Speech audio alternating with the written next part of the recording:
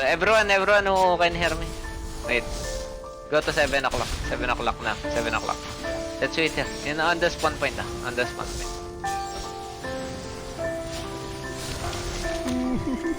The scout team is here too. Come sit on. Let's RG.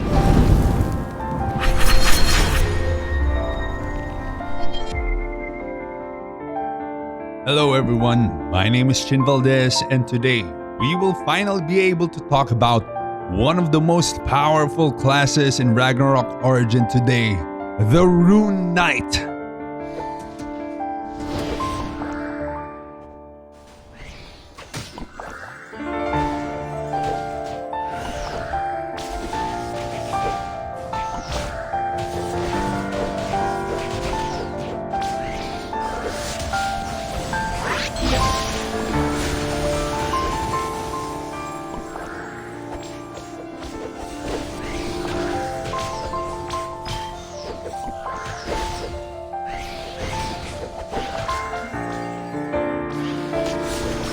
So starting off with stats. So I have my strength maxed out, I have enough agility to get my attack speed up to 500, and the rest I actually split between dexterity and vitality.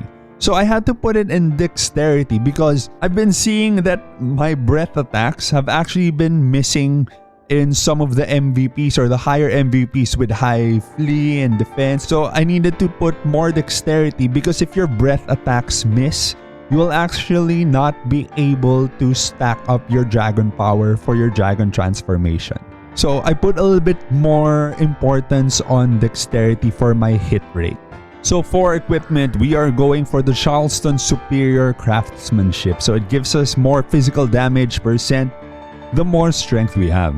We're using the Valkyria Shield and the Elemental Sword. So I also use the White Lily, my Heart card, the Luna Glyph, Floral Elf, and the Horn Bunny. Pretty much still the same cosmetic accessories that we were using with our Paladin. But for the mouth wear, you would want to opt for something like the Gray Mask. No, it's just that I don't have it. No, that's why I'm not using it, because I don't have it. Or if you don't have the Gray Mask, you could also go for the Doram Pipe. But just for the versatility and just for the comfort, I am going for the Heart card.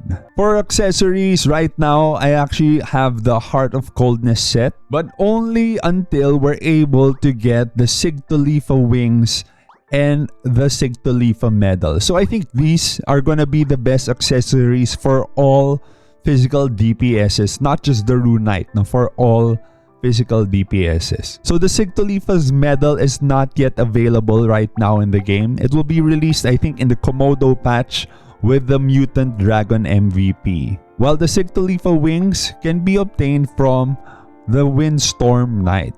So for the cards, now we have to use size and race cards. I know if you came from the Paladin, you don't have these anymore. No, but unfortunately, we do have to go back to these size and race cards. This is where I've been spending a lot of my Zenny on right now. For armor, we're using the Picky card. For the shield, it's just whatever.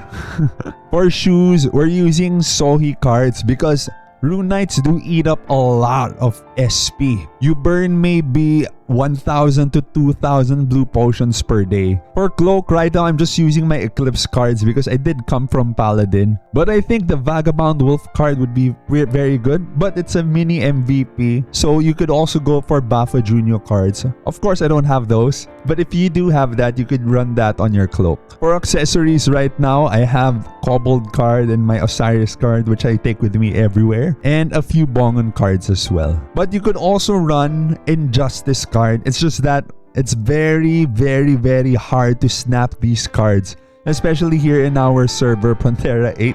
So I've never been able to snap an Injustice card here in our server.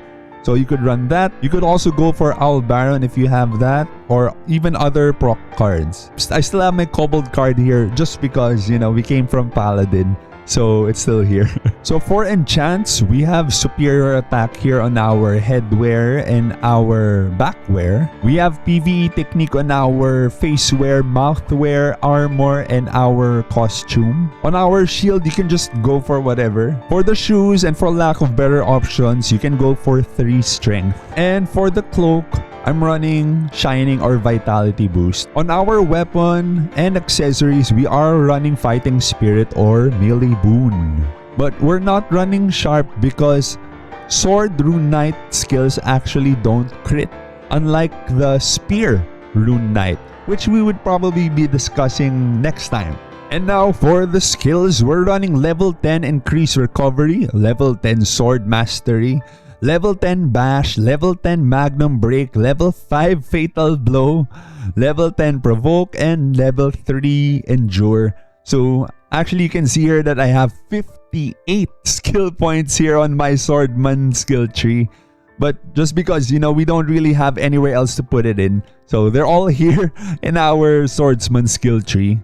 For the Knight skill tree, we have Riding, Cavalier Mastery 5, we have 0 Sword Quicken. Alright, so we have level 0 Sword Quicken, 5 Sturdy Strike, 10 Lion Roar, 10 Major Tenacity, and 1 Charge Attack. For our Lord Knight skills, we have 0 Concentration, level 5 Head Crush just as a prerequisite to our level 10 Joint Beat, level 5 Aura Blade, level 5 Tension Relax, and of course, level 5 Berserk.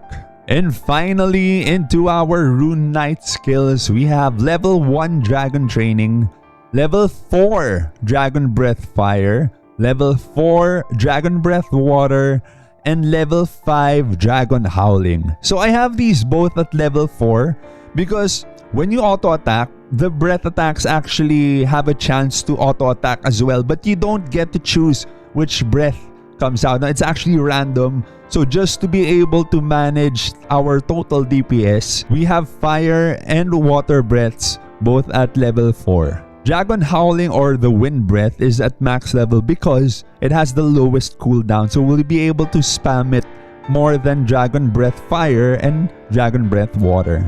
Dragon Scion is our dragon transformation, and Full Throttle is the reason why we didn't get Sword Quicken and Concentration, because with Full Throttle, we get level 11 Endure, level 11 Sword Quicken, level 11 Concentration, and level 11 Aura Blade. So we actually only got level 5 Aura Blade to be able to unlock Enchant Blade. So we have this at level 10, of course. So that's the Rune Knight buff. And level 10 Ignition Break. And of course, we completed the runes. We have Rune of Mercy, Rune of Nobility, Rune of Faith, and Rune of Courage. So for feathers, we are very much PvP oriented. So we will be running Raven's Hour both for our attack and defense feathers. So I'm running Time, Space, Sky, Day, and Valor for our attack feathers.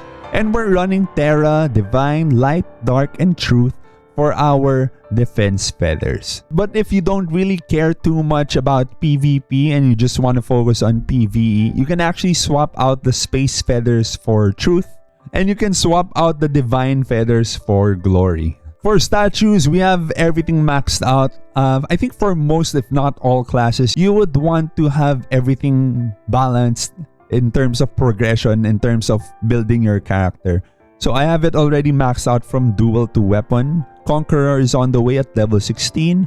And I have Mist, Intimidation, Relic all at level 5 already. So for sigils, these are actually the more generic DPS sigils that most people use for PvE. So we're running Starfall, Meteor, Painful Drowning, Berserk, and of course Aura Enchantment for our job sigil. And I'm just running the blue Primal active sigil here for our PvE sigil preset. So for cogwheels, these are what I have on right now. I have Omni Chip, Mana Length Reversal, Bloodthirst, and Dauntless Order. But in general, the cogwheel skills that you would want are Dauntless Order, Divine Empowerment, Furious Attack, Charged Attack, Holy Light Shield, Momentum Management Module, Core Overload, Cold Blood, Omni Chip, Bloodthirst, and Mana Length Reversal. So this is where most former paladins will have problems with. It's the medals, the mount traits, like my Rune Knight right now has pretty low attack, because we were focusing more on HP and physical damage for our sacrifice paladin. So we weren't getting enough of physical attack. So our bravery medal is now at level 30. So we're gonna start building that up some more, and then everything else is pretty balanced. But you would want to prioritize attack now. I know we have a lot of paladin viewers here, or former paladins, so you would want to try to get more attack now compared to how we did things back then when we were still paladins. And needless to say, it's gonna be the same thing for mount traits. So back then we were only focusing on Furious and Cute. Now we need to get more Brave stats. So I had this very, very low when I was still a paladin. So it's taking quite a while to catch up. But now we're focusing on Brave, Clever, Furious, and Cute. I opted to sacrifice Magic Defense or Magic Damage Reduction because we do get a lot of Magic Damage Reduction from our GTB puppet cards for when we do PvP. So I opted for more physical damage reduction instead. For pets, these are what I run right now. So I'm running Genesis. Earthlord has been helping me so much, especially since now we have a lot of AoE skills. Now, when we were paladins back then, all we had was Shield Boomerang and Grand Cross. So now a lot of our attacks, actually almost all of our attacks are AoE. So we are running Earthlord now. Sohi is still here because she's my best friend. And 1-1 is here because, I love 1-1. Other pets you could use with the Rune Knight are of course Squidget and Divination Cat. So for the Nebula Path, I think it's pretty much straightforward, like for PvE you just go for everything here, and then for PvP you just go for everything here. So it's very intuitive, it's not too complicated. So you just set presets for whichever scenario you're playing in, whether PvE or PvP. But basically most if not all of the stats upwards is for PvE, and a lot of the stats downwards is for PvP. Then you just mix and match whichever you need. Even if you're running PvE, you will need to unlock some of the PvP stats here just because you're required to spend your stellar points to unlock each orbit. So it's very intuitive, very straightforward, not too complicated. And of course our Astral Sign and Emir Steer. So these are pretty OP. Try to get it up to level 60 as fast as you can for most if not all jobs. I know you do get a penalty, but it would be worth it. No, it would be very worth it to get your Astral Sign to level 60 right away. Now do your Alfheim, reset your pets, get those pet training diaries and feed it to your Astral Sign so you can get it up to level 60. And then after you get it up to level 60, then maybe you can start saving, spending 120,000 EXP per day, moving forward into the game. It is pretty expensive to extend these new skills that we get from the Astral tier. So for this one, tier 1, it's already at 210,000 EXP. For this one, it's 350,000 EXP. And for the third tier, it's 700,000 EXP. So you would want to save your materials for these later on moving forward after you get it up to level 60. So you can start saving then, start being more efficient with the penalty. So for our Nexus engine, this is what I have right now. And I was actually already able to get 2 of our job talents. So I got Wind Cutter and Ignition Break here. The other one is Undaunted, which is still pretty good. Gives us non-status damage %, and even more when there are more enemies in range. The third job talent you would want is Fire Breath. So the other 3 are for Spear, which are extremely overpowered. I'll cover it in our next guide when we talk about the Spear Rune Knight. We don't even have these skills yet. I only have this talent for our Spear build. So just for a sneak peek into our spear build. No, I already got one of them. I got the Rain of Spears talent. So the rest of the talents here actually are very OP. This one increases your damage by 100% per spear build. This one has a 50% chance to deal 100% more damage again on your 100 spears. So the spear talents are actually extremely OP. But we'll be talking more about this later on in our spear guide. So it's very OP. Now be sure to check it out. Like and subscribe. Turn on that notification bell so you don't miss our videos. Maybe tomorrow, no, I might upload the spear build video too.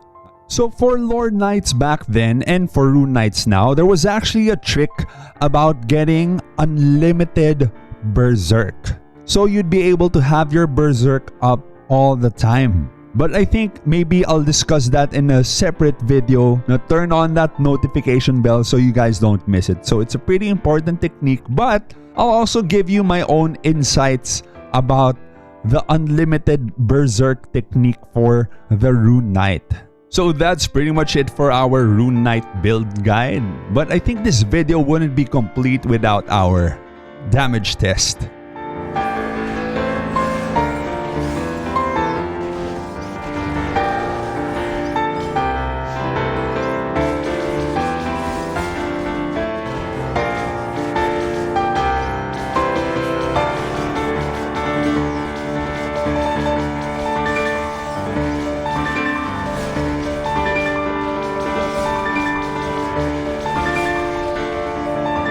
If you want to see more of our Rune Knight, consider liking and subscribing.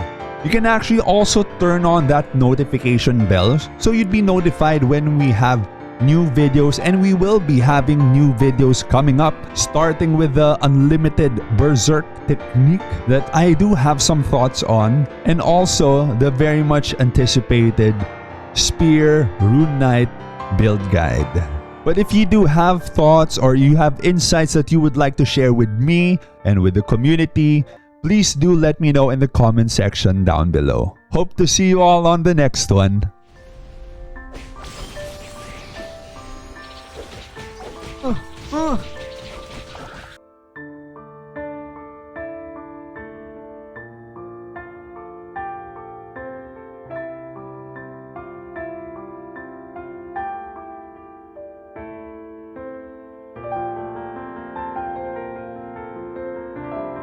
Shit, 3.9 M.